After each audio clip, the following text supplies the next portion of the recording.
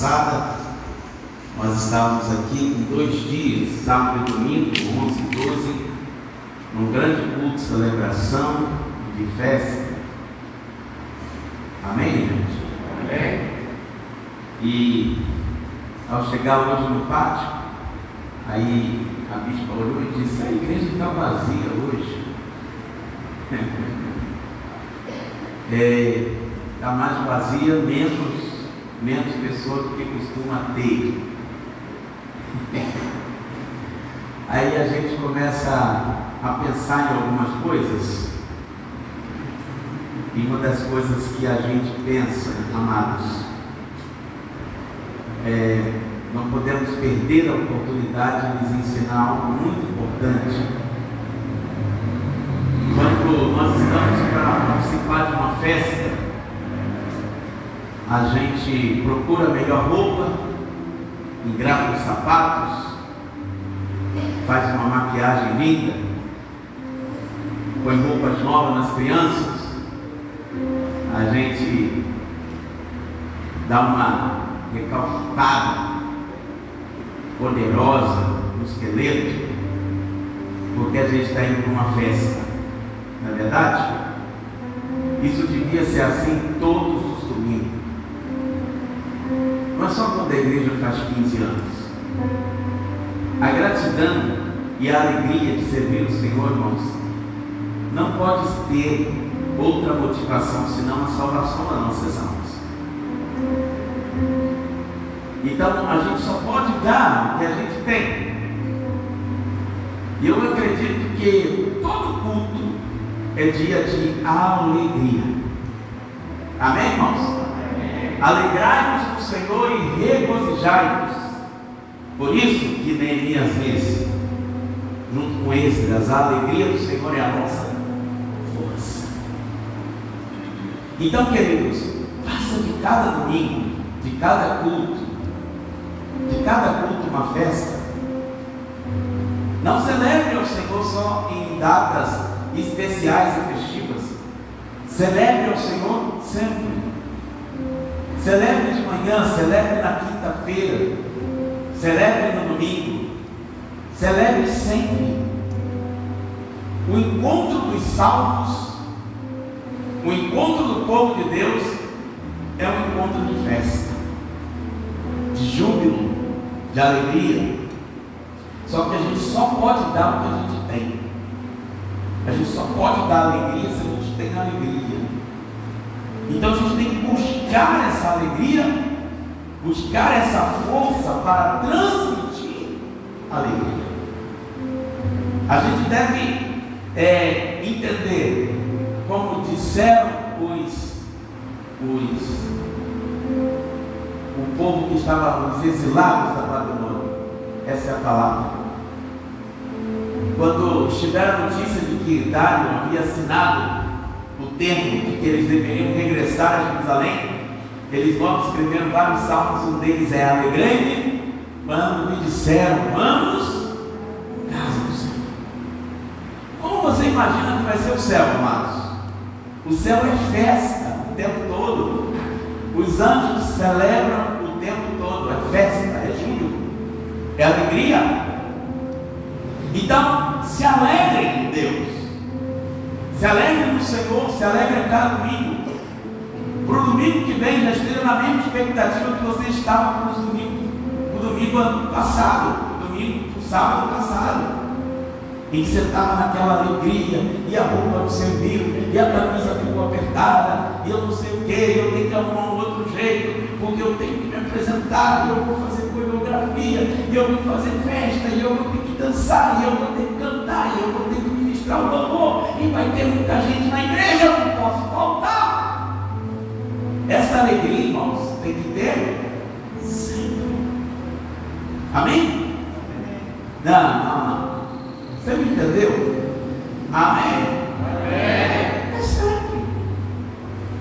Então eu queria que você desse uma linda salva de palmas a Jesus. A Ele a glória. A Ele o louvor. Aleluia. Quando nós nos alegramos, os céus também se alegram. Amém? Deixa eu dizer outra coisa importante, não menos que essa, mas também importante. Algumas pessoas entenderam errado que eu vou fazer a vigília no dia 31.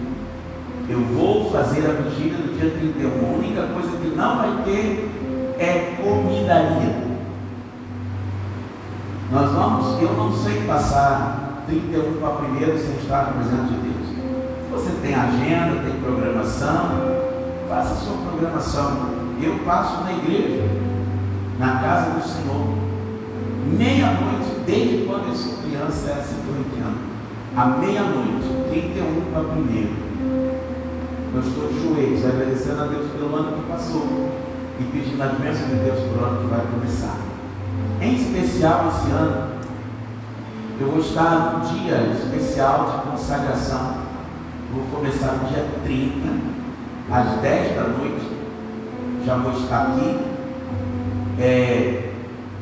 A ideia é deitar-se sobre a cinza, raspar a cabeça, vestir-se de pano de saco em humilhação ao Senhor, em atitude de vergonha, e confessar durante todo dia o pecado do nosso povo, meus próprios pecados, pecado da igreja, pecado da nação, pecado da liderança. Esse é um propósito que Deus colocou no meu coração. E ao terminar o dia 31, ou seja, por volta das meia-noite e 10, terá ligado o ano de 2022. Então vou para casa, comer alguma coisinha leve, preparando durante o dia para a noite ministrar a primeira mensagem dos 12 dias de clamor para 12 meses de vitória. Então nós vamos ter, sim, a vigília do dia 31. Só não vai ter o que a gente faz todo ano, que é aquela mesa com frutas, com salada de bacalhau, com peru, com pernil. Não. Esse ano sem clima de festa.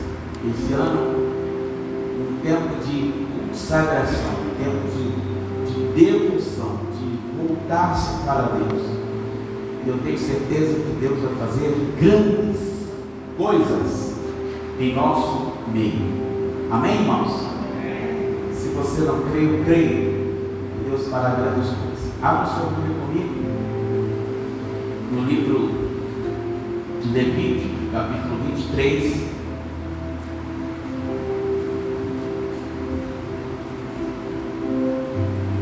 Aonde especificamente quero falar desse dia.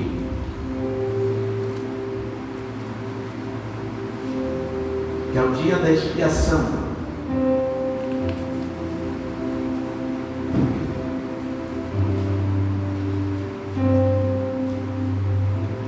Quando encontrar, se coloque de pé. Versículo 26 de Levítico 23. Levítico é o terceiro livro da Bíblia e traz como título o dia da expiação.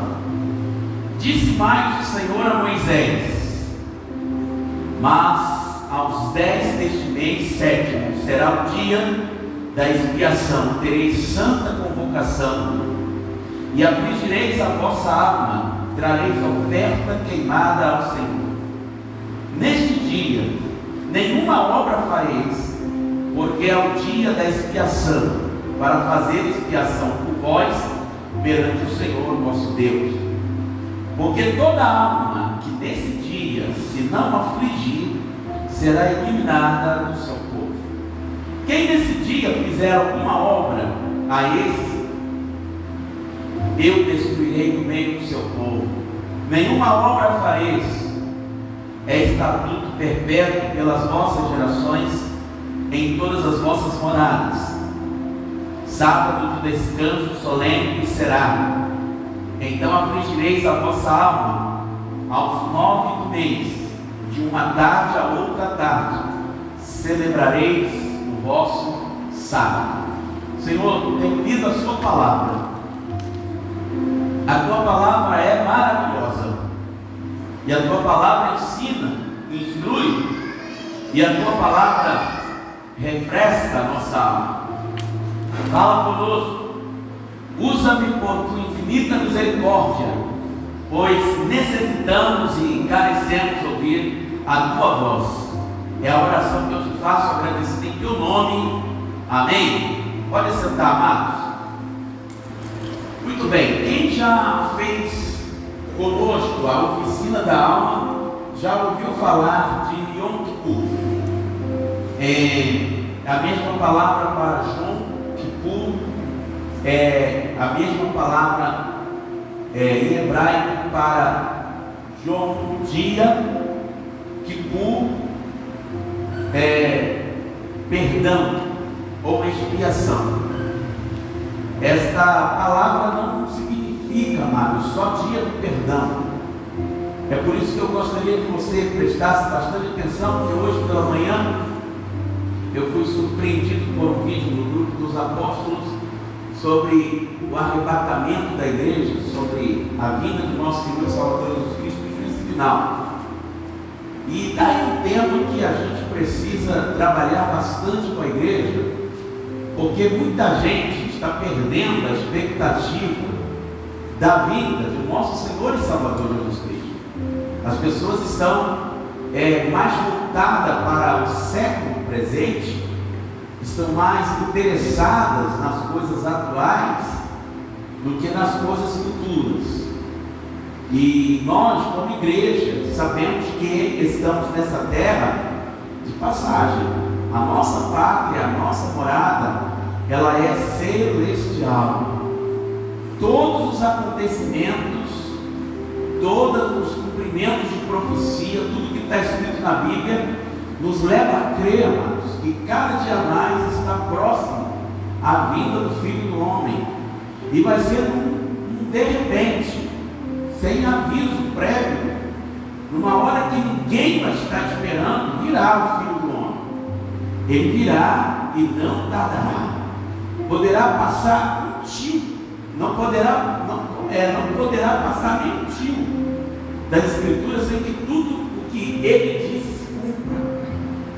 Então isso significa que cada vez mais nós temos que nos voltar para Deus, nos achegar a Deus. Então quando a gente lê essa palavra Yom Kippur na Bíblia, ela não significa só um dia de perdão, só uma cerimônia apenas. Não, ela é exatamente uma expressão, ela é uma sombra do que acontecerá no fim. Então tudo que está escrito, como está em Romanos capítulo 15, versículo 4, tudo que foi escrito para o nosso ensino foi escrito, a fim de que pelas Escrituras nós tenhamos esperança. E quando Deus instituiu o dia da expiação, amados, através de Moisés ali, tanto que começa no versículo 26, diz o Senhor a Moisés, não é judaizar a igreja, não, mas é mostrar para você que a Bíblia ela não é completa se tiver só o Novo Testamento e só o Antigo Testamento. É uma ligação de ambos, o Testamento anterior e o Testamento Novo. Então nós vamos mostrar para você dentro das Escrituras que esse dia é um dia que é um dia muito especial. E existem algumas palavras em hebraico que aqui não vem o caso, não interessa a nós hoje aqui, não é teologia que eu quero pregar, mas existem 3 colocações ligadas a esta palavra, ou a esse dia da expiação, dia de Yom Kippur. A primeira é o que significa cara a cara. Então você guarda isso no seu coração. A outra palavra para esse dia da expiação é o dia em que se encerrará ou se fechará ou se fecharão as portas. Encerramento, fecharão as portas. E em terceiro lugar, essa palavra Yom Kippur, significando o dia do perdão, o dia da expiação, para o futuro da igreja, significa o tempo de separar. apartar, o tempo de mostrar diferença. Queridos, então, eu quero caminhar com você por esses textos. No Novo Testamento, a primeira expressão para Yom Kippur aparece em 1 Coríntios capítulo 13, quando no capítulo 12 o apóstolo Paulo começa a falar dos dons espirituais. E ele fala acerca dos dons, dos 9 dons do Espírito e como eles se manifestam. Mas no capítulo 13, o apóstolo Paulo, em 1 Coríntios, fala do maior dom que existe, que é o dom do amor. Depois do 14, ele continua falando sobre o dom, sobre os dons, sobre a profecia, sobre a necessidade de ordem do culto. Mas especificamente no 13 eu quero chamar a atenção para que o apóstolo Paulo diz no versículo 10 do capítulo 13: quando porém vier o que é perfeito, então o que é em parte será aniquilado. Olha o que ele está dizendo, fazendo referência à vinda do nosso Senhor e Salvador Jesus Cristo. Ele diz: quando porém vier o que é perfeito, então o que é em parte será aniquilado. No versículo 11 ele diz: quando eu era menino, criança na fé, eu falava como menino, sentia como menino, pensava como menino. Quando cheguei a ser homem, desisti das coisas próprias de menino. E olha o que ele diz no versículo 12: porque agora vemos como em espelho, obscuramente. Por quê? Porque antigamente os espelhos eram apenas um metal, sem ácido. Então você só via ali uma sombra no espelho. Era você pegar ali um metal e colocava diante de você, e aquilo ali brilhava, mas não mostrava detalhes dos seus olhos, do seu nariz, do pelo, não. Então ele está dizendo assim: porque agora, como em espelho, o espelho que ele se refere não é esse espelho atual, que é um espelho de aço, obscuramente. Ele diz: a gente não tem uma visão clara do que é. Então veremos face a face, face a face, cara a cara. Ele diz: agora eu conheço em parte, então conhecerei como também sou conhecido. Queridos, se tem uma coisa que você não pode se esquecer, é o seguinte: eu te conheço no pouco que você permite eu te conhecer. Você me conhece o pouco que eu permito você ter acesso a minhas intimidades. Mas tem um que te conhece mais do que você mesmo. O nome dele é Jesus. O Espírito Santo, ele sabe exatamente quais são as motivações, as intenções que estão no seu coração. Eu posso aparentar para você ser uma pessoa. Eu consigo fingir, você consegue fingir. A gente consegue fingir adoração, a gente consegue fingir obediência, mas não para Deus. Deus, ele vê tudo. E nesse dia, irmãos, é dia em que Deus vai colocar cada um cara a cara. Esse dia significa que você não vai poder ter máscara. Esse dia significa que você não vai poder apresentar uma personagem falsificada, uma identidade falsa a respeito de si mesmo. Nesse dia, o Senhor vai revelar quem é quem, a cara de cada uma dessas pessoas.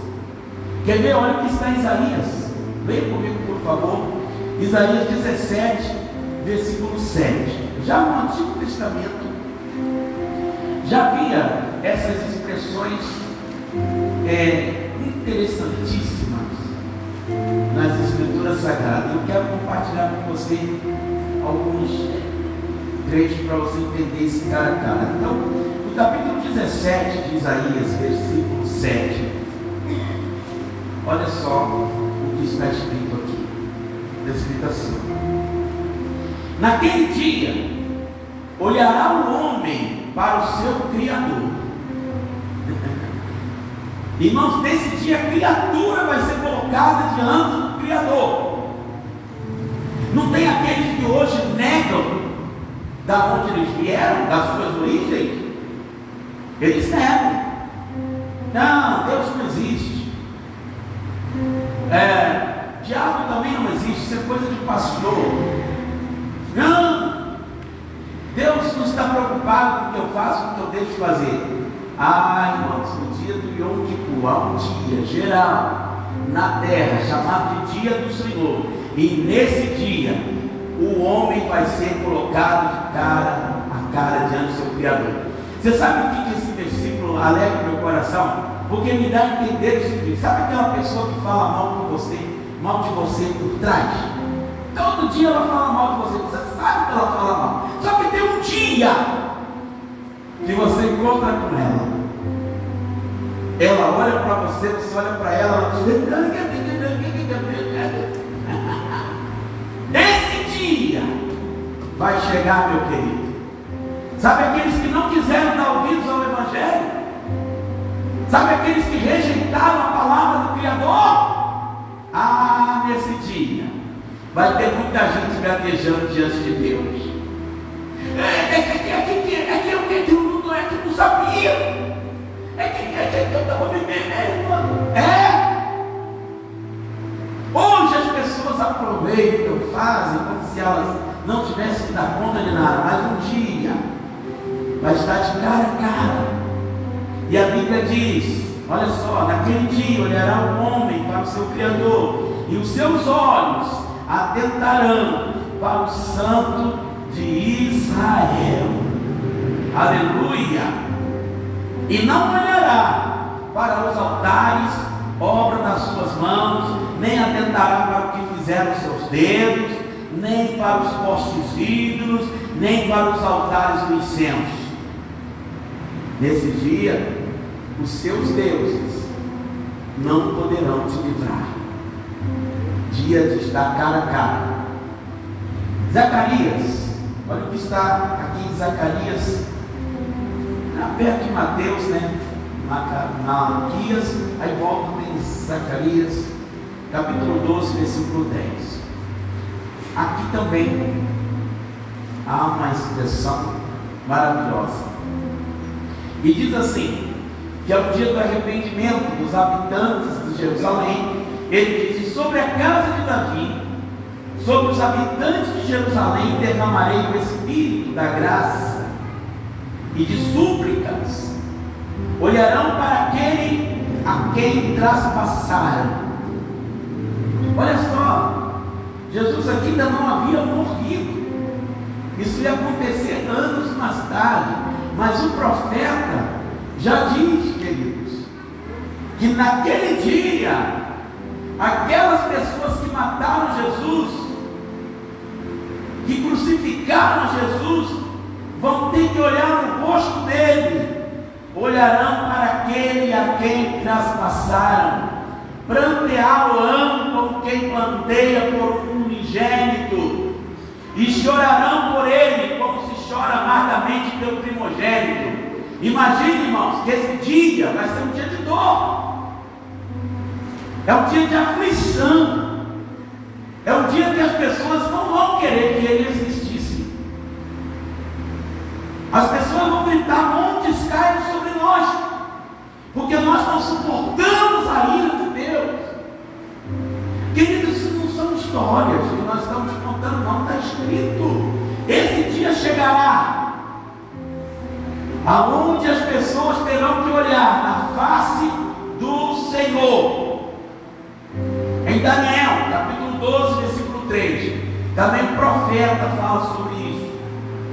O último profeta maior que nós chamamos, o profeta Daniel, capítulo 12, versículo 3, ele escreve assim: os que forem sábios, pois resplandecerão como o fulgor do firmamento, e os que a muitos conduzem à justiça, como as estrelas, sempre e eternamente.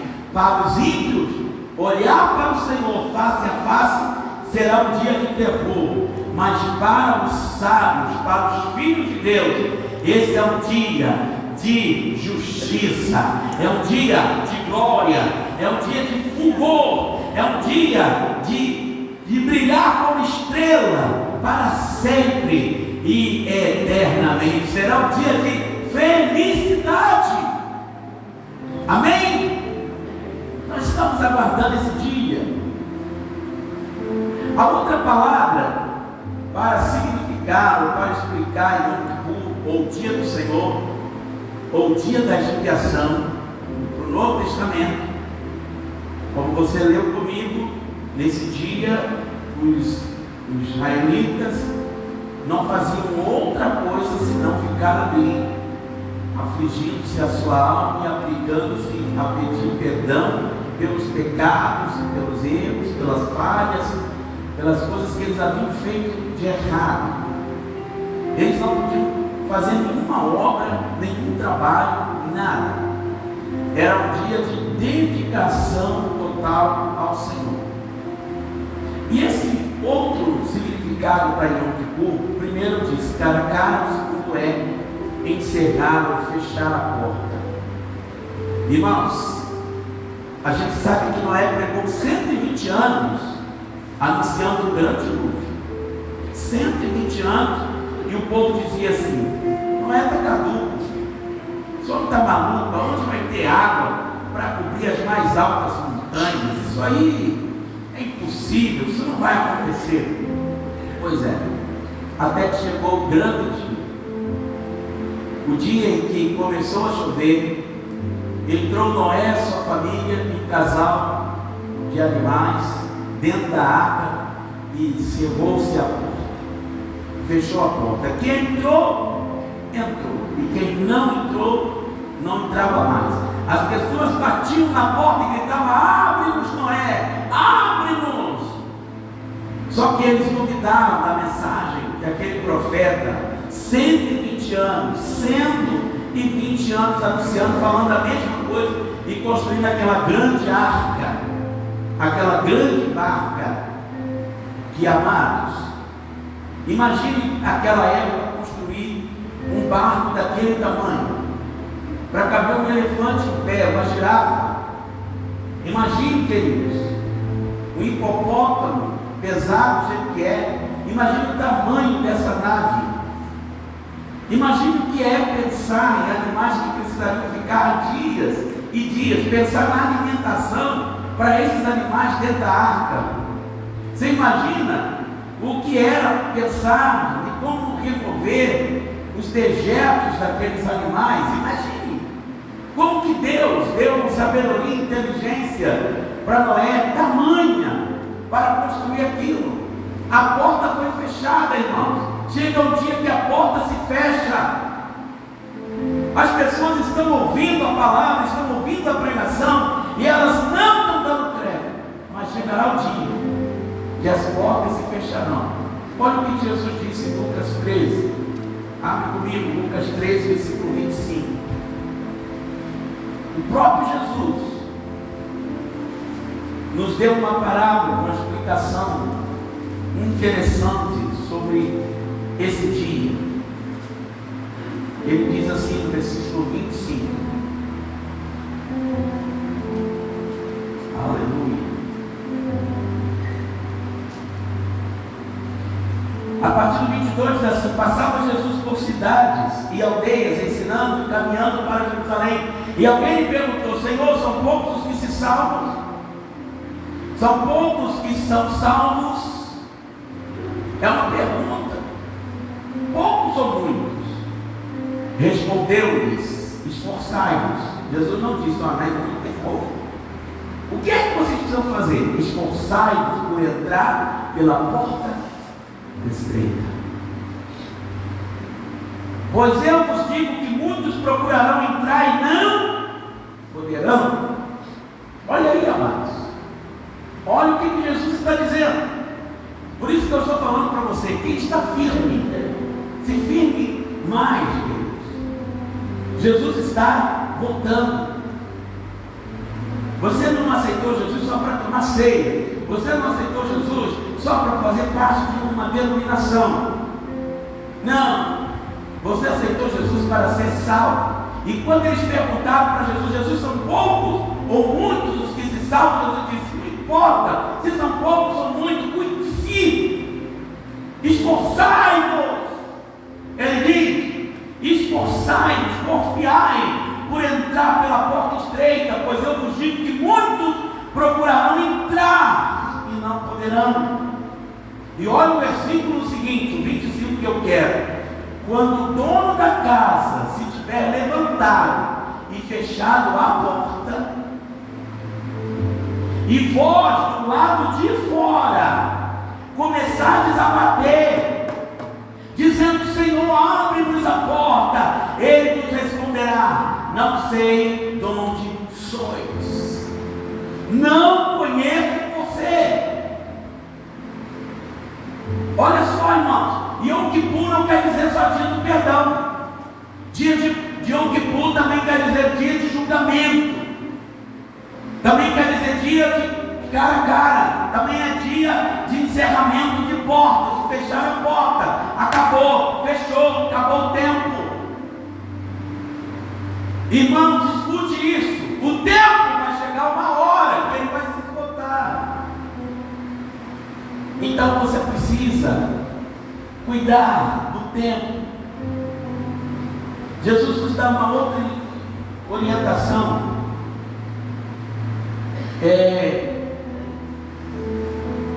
Sobre esse encerrar das portas. Ele continua dizendo aqui no versículo 26, olha.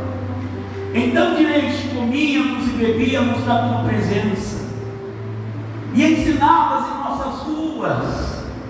Mas ele vos dirá, não sei de onde vós sois, apartai-vos de mim, vós todos os que praticais as iniquidades. Ali haverá choro e ranger de dentes, quando virdes no reino de Deus Abraão, Isaque e Jacó e todos os profetas, mas vós lançados fora. Muitos virão do Oriente, do Ocidente, do Norte, do Sul, e tomarão lugares à mesa no reino de Deus. Contudo, há últimos que virão a ser primeiros, e primeiros que serão últimos. Olha o que Jesus está ensinando.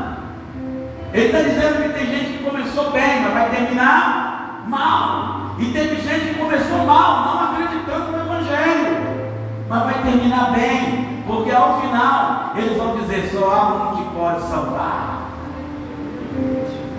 Queridos, então, a mensagem que eu trago para vocês essa noite é uma mensagem de alerta, é uma mensagem de despertamento para você e para mim.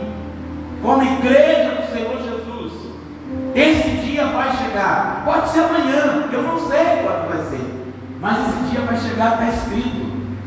Olha o que Jesus fala em Mateus 25. Você conhece essa passagem que fala das 10 virgens, onde 5 eram prudentes e 5 loucas. Mas é interessante de explicar o que ele fala aqui acerca dessas virgens.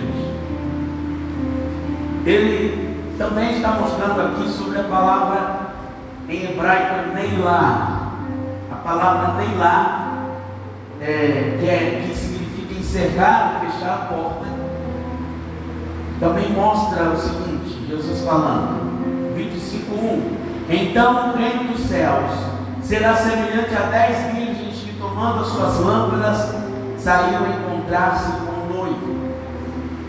5 dentre elas eram nécias, loucas, e 5 eram prudentes. As nécias, ao tomarem as suas lâmpadas, não levaram azeite consigo. No entanto, as prudentes, além das lâmpadas, levaram azeite nas suas vasilhas. O que é isso? Azeite reserva. Não só azeite na lamparina, mas azeite reserva. Isso é realmente procurar estar preparado. Isso é não querer perder o tempo. Isso é realmente não querer ficar para trás. Isso é não querer ficar fora depois das portas fechadas. Aí no versículo 5 diz: e tardando o noivo, demorando o noivo, todo mundo sabe que é Jesus, foram todas tomadas de sono e adormeceram. Todas. Isso significa que tanto as prudentes quanto as nécias dormiram, né? Tempo de acomodação, de descanso, de achar o noivo está demorando, o noivo não vai vir agora, e assim, cansaço, a coisa pegar nelas e elas acabaram dormindo. Aí no versículo 6, mas à meia-noite, tem uma hora, amados, tem um tempo, o início de um novo dia, mas à meia-noite ouviu-se um grito, e o grito foi: eis o noivo, saía ao seu encontro. Então se levantaram todas aquelas virgens, prepararam suas lâmpadas e começaram aquela correria. As nécias disseram às prudentes: dai-nos o vosso azeite, porque as nossas lâmpadas estão se apagando, nós estamos perdendo a fé, nós estamos meio desanimados, nós estamos meio que prostrados. E elas começaram a pedir: me dá um pouco do Espírito Santo, porque o azeite representa aqui o Espírito Santo, e elas estavam se ausentando do Espírito Santo. Mas as prudentes responderam: não, para que não nos falte a nós e a vós outras, porque aí se apagar as nossas também, aí que piorou tudo. Ide antes aos que os vendem e comprai. E saindo elas para comprar, chegou o noivo. Aí, e as que estavam apercebidas entraram com ele para as bodas. E o que aconteceu, queridos? Fechou-se a porta. Encerrou.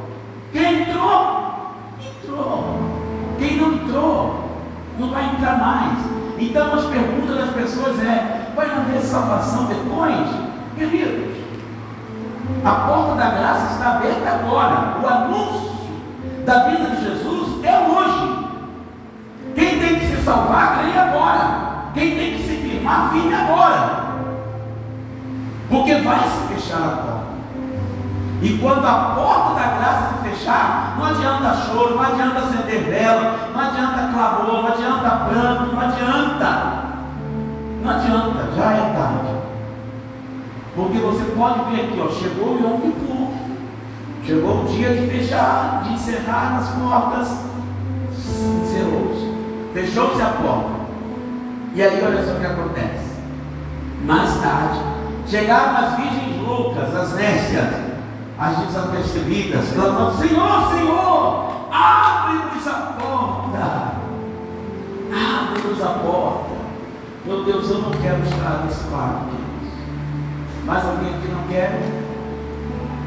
Eu quero estar do lado de Deus. Imagina o desespero dessas mulheres. Nós queremos entrar para a festa, nós queremos fazer parte da festa. Mas ele respondeu: em verdade vos digo que não vos conheço. Aí o Senhor diz: vigiai, pois, porque não sabeis nem o dia e nem a hora.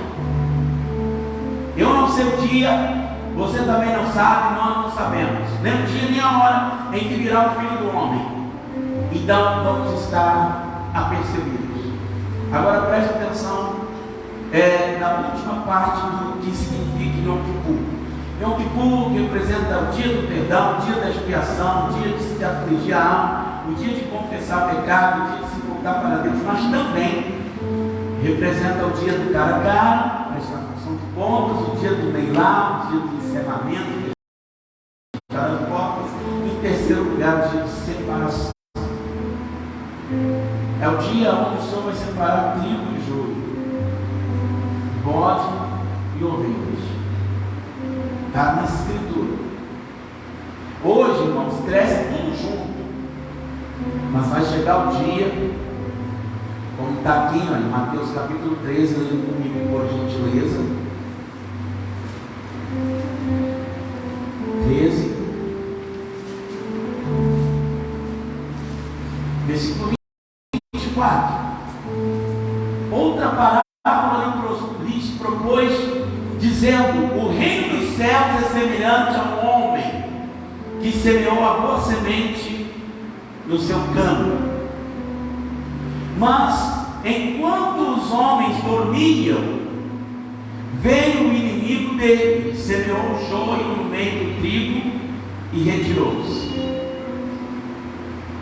E quando a erva cresceu e produziu fruto, apareceu também o joio.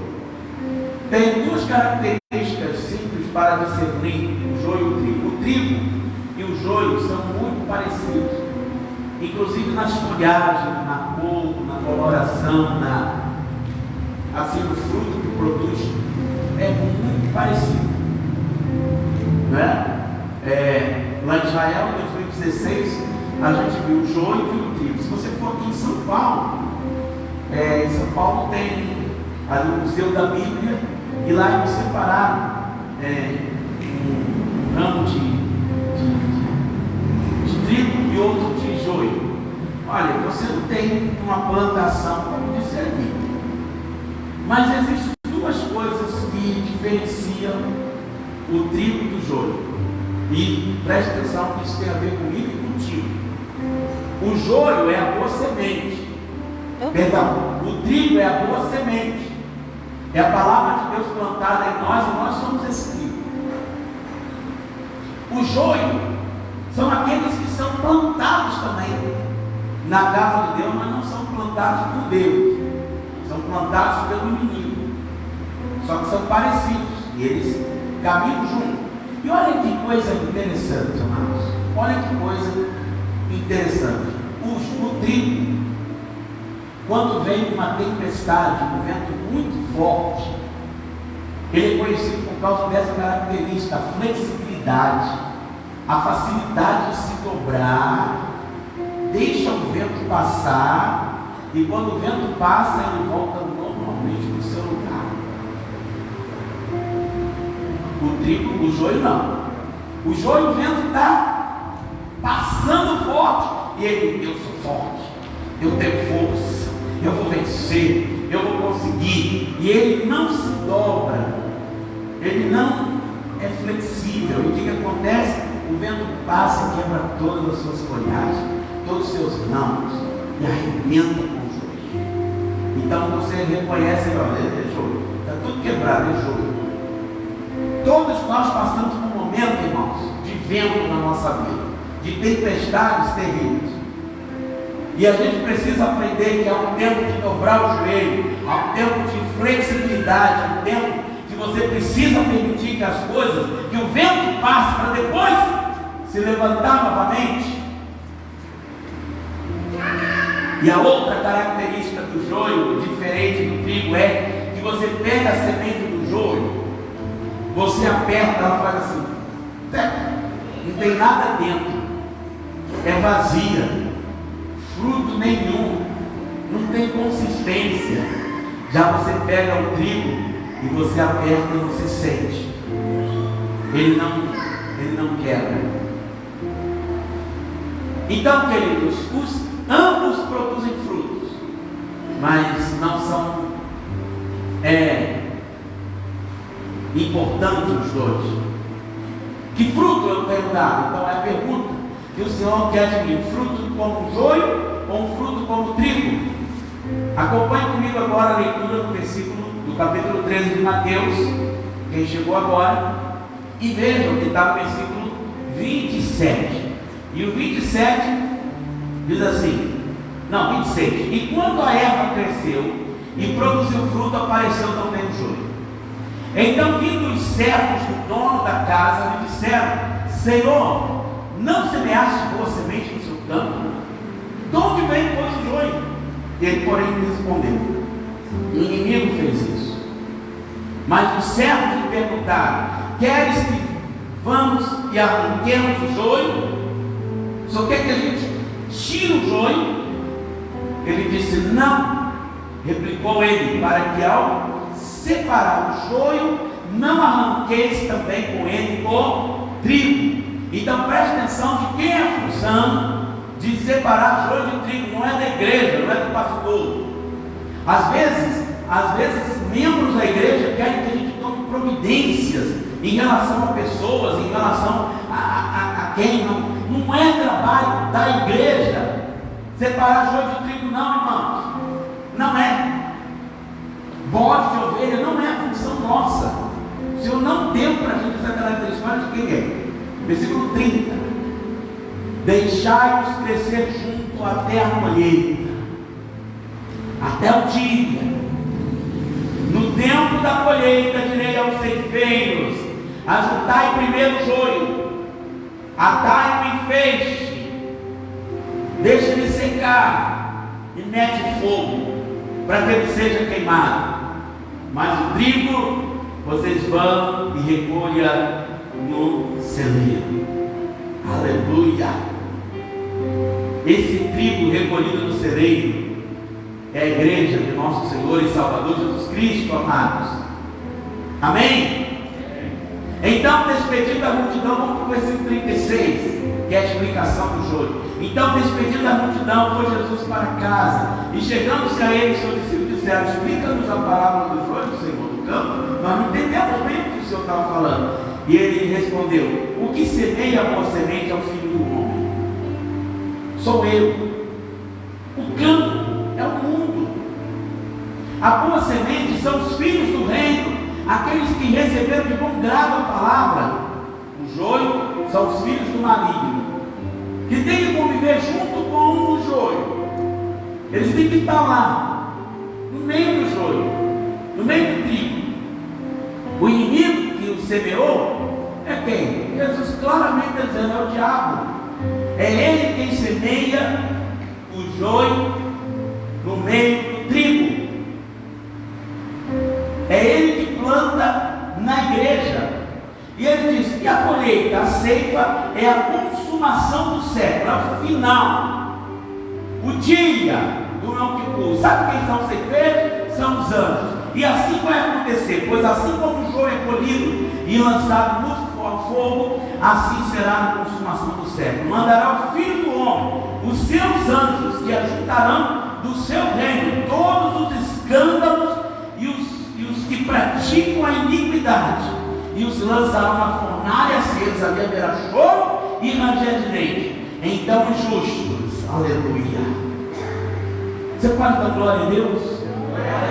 Amados, olha o que ele diz: então os justos resplandecerão como o sol no reino de seu Pai. Quem tem ouvidos para ouvir, ouça. E eu estou ouvindo nesta noite a voz de Deus. Amém? Por fim, o Senhor fala isso aqui em Mateus 25, a partir do versículo 31, como o dia do grande julgamento. Nós estamos falando do dia do Yom Kippur, o dia de Deus, o dia da expiação.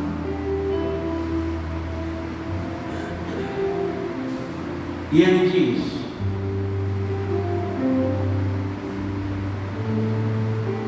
versículo 31, 25, 31 de Mateus: quando vier o Filho do Homem na sua majestade, todos os anjos com ele, então se assentará no trono da sua glória, e todas as nações serão reunidas em sua presença, e ele separará uns aos outros, como o pastor separa os cabritos as ovelhas.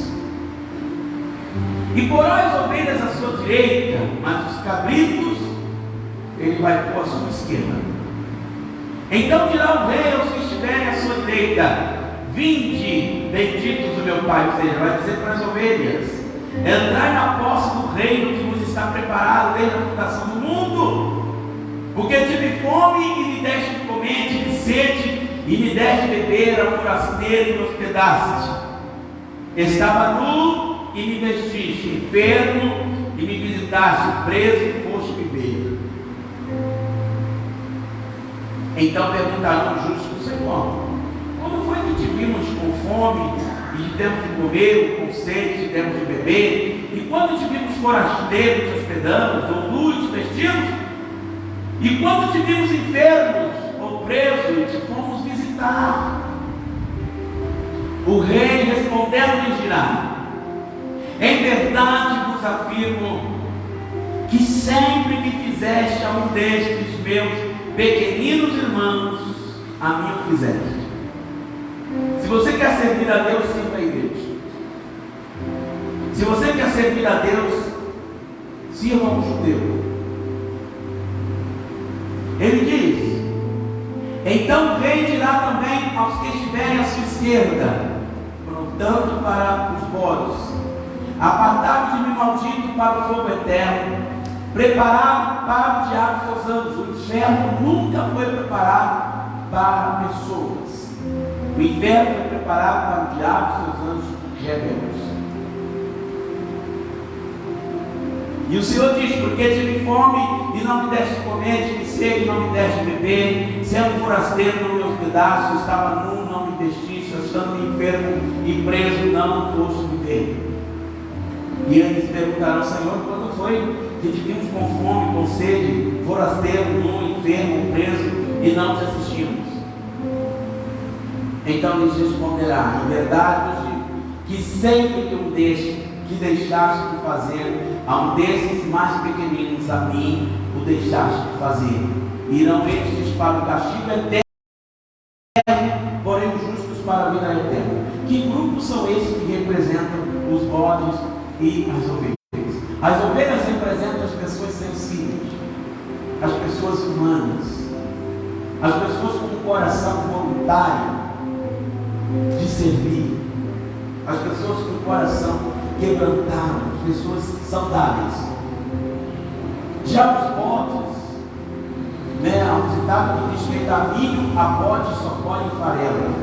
Ou seja, não tem resultado nenhum, não dá fruto nenhum, não tem benefício nenhum, são insensíveis, são egoístas, são insensíveis.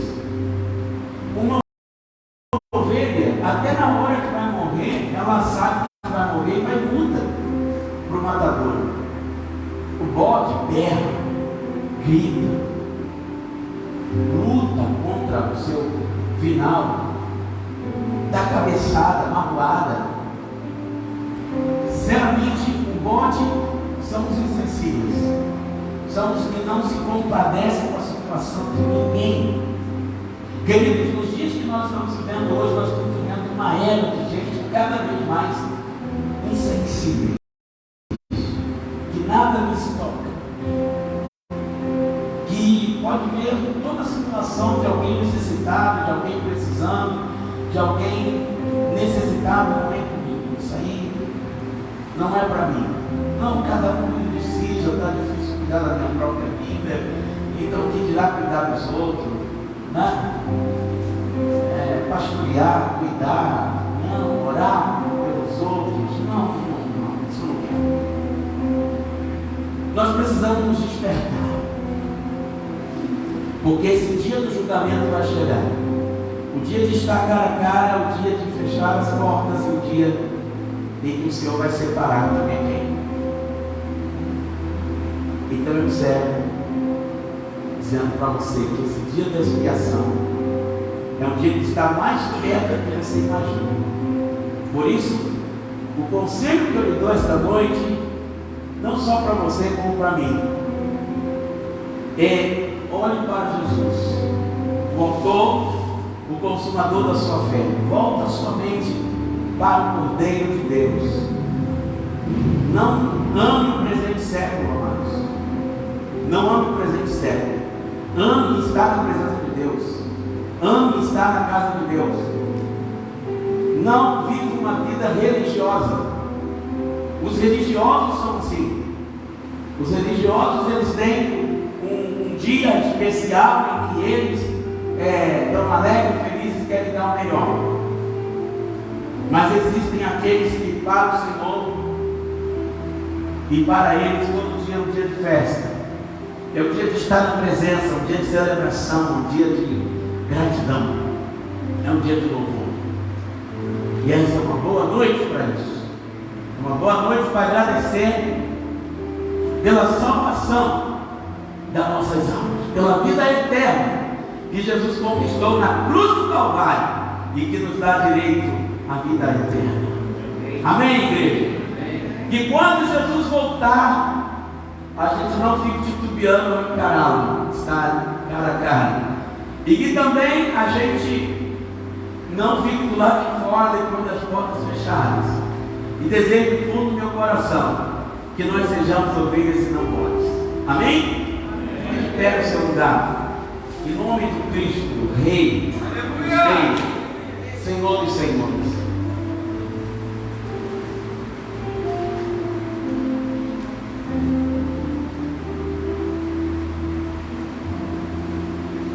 Quem sabe essa noite tem alguém aqui que deseja entregar a vida a Cristo, né? Ou alguém que esteja afastado do caminho do Senhor e quer reconciliar-se com Deus. Não quer ficar de fora depois das portas fechadas. Quer que quando Jesus voltar, você esteja do lado de dentro e não do lado de fora. Quem sabe você quer voltar a ser ovelha e não ficar do lado dos vozes. Se você é alguém que deseja entregar sua vida a Jesus, deseja agradecer pela salvação, basta só se identificar. Levantando uma das suas mãos, eu vou orar por você. Tem alguém aqui esta noite, algum coração contrito que em seu coração decidiu entregar a minha vida a Jesus, e eu quero servir de todo o meu coração, de toda a minha alma. Todos vocês amados que estão aqui agora, põe a mão assim no seu coração e diga comigo: Jesus, obrigado, porque eu tenho certeza que no dia que eu olhar o Senhor face a face, eu não precisarei me envergonhar. Tenho certeza que o dia chegar, eu não vou estar do lado de fora, eu quero estar do lado de dentro. Me ajuda a perseverar firme em tua presença. Desejo, Senhor, cada dia mais buscar ser sensível à voz do teu Espírito Santo, seguir os teus mandamentos, obedecer a tua palavra e não praticar a iniquidade. Com isto, eu saberei agradecer ao Senhor pela salvação da minha alma. Assim, eu me rendo esta noite, eu me entrego esta noite e peço ao Senhor: usa-me para falar estas verdades para outras pessoas que precisam vir a Cristo, que precisam se converterem, que precisam entrar para o reino de Deus. É minha oração, eu desejo isto, que seja assim, em nome de Jesus. Amém. Vamos aplaudir a Jesus. Glórias ao nome de Jesus. Aleluia. Glória a Deus. Pode se sentar.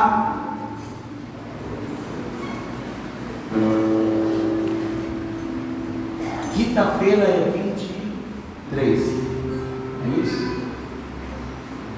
Quinta, dia 23, irmãos, antevéspera do Natal, nós vamos ter o nosso culto aqui de Natal.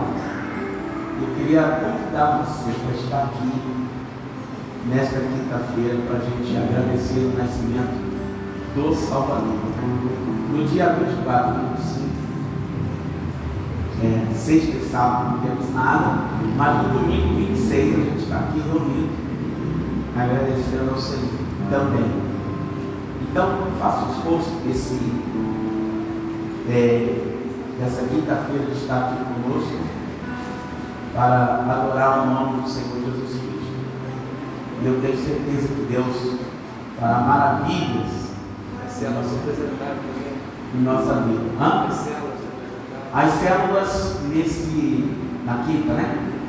As células com seus líderes se apresentarão agora na quinta-feira do culto, tá, irmãos? Então, por favor, aí os irmãos na terça-feira vão estar com com as pessoas da sua célula, não se apresente aqui sem nada, por favor. Você teve o ano inteiro pensar nisso, e a gente conta com você, que você vai trazer uma poesia, que você vai trazendo um jogral com os membros da sua célula, que você vai trazendo um canto, um coral, não sei. Mas é dia de celebrar o nascimento do Salvador. Nós sabemos que Jesus não nasceu dia 25, mas nós sabemos que ele nasceu, isso é um fato. E não importa se foi em abril, se foi em junho, ou se foi em dezembro. Importa que para nós o personagem importante não é Papai Noel, não é São Nicolau. O personagem principal continua sendo Jesus de Nazaré. Amém?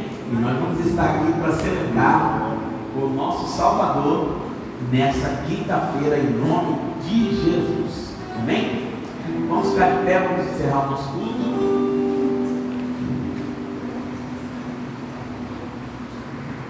Senhor, muito obrigado pela sua presença nesse lugar. Leva cada um de nós em paz para os nossos lares, guardados e protegidos por ti. Tenhamos uma semana abençoada. Guia-nos, livra-nos, protege-nos e abençoa-nos. É a oração que eu te faço, agradecido em teu nome. Amém. Que o amor de Deus, a graça de Deus Filho e a comunhão do Espírito Santo seja com a amada igreja, e que todos digam amém. Amém. Vamos à paz do Senhor, nos abençoe.